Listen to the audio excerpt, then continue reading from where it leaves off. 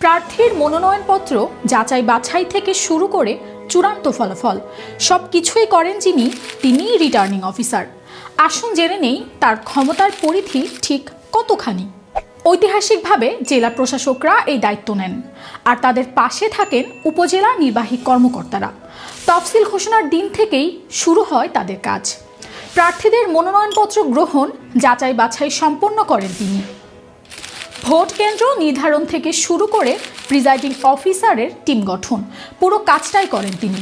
নির্বাচনের স্বচ্ছতা রক্ষায় যে কোনো অসাধু কর্মকর্তাকে মুহূর্তের মধ্যে সরিয়ে দেওয়ার চূড়ান্ত ক্ষমতাও রয়েছে তার হাতে। ভোট গ্রহণ শেষে সব কেন্দ্রের ফলাফল এক করে তিনি ঘোষণা করেন ভোটের ফলাফল। তার স্বাক্ষরিত সেই একটি কাগজই হয়ে ওঠে নির্বাচনের আইনি দলিল।